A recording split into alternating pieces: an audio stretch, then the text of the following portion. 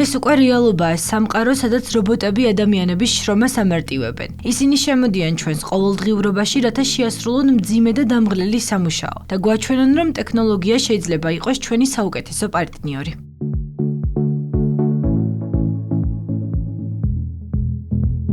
ამ მიმართულებით საინტერესო სიახლეა RIVR, ადრე ცნობილი როგორც Swissmile. ეს შვეიცარულ-ამერიკული კომპანია სპეციალიზებულია last mile მიწოდებისთვის შექმნილ რობოტებზე. მათი რობოტები აღჭურვილია როგორც ბორბლებით, ასევე ფეხებით, რაც მათ საშუალებას აძლევს მარტივად გადალახონ დაბრკოლებები, აიარონ კიბეები და გადალახონ ბორდიულები. მათი სიჩქარე დაახლოებით 14 კმ/სთ აღწევს და შეუძლიათ 30 კილოგრამამდე ტვირთის გადატანა. ამასთან რობოტები აღჭურვილია სპეციალური კამერებითა და სენსორებით, რომლებიც დამოუკიდებელ ნავიგაციას ეხმარება. უნდა ითქვას ისიც, რომ მათი დიზაინი ადაპტირებულია სხვადასხვა გარემო პირობებთან, მათ შორის წვიმასთან და მუშაობს 24 შვიცერად, მნიშვნელოვნად ზრდის მიწოდების ეფექტურობას.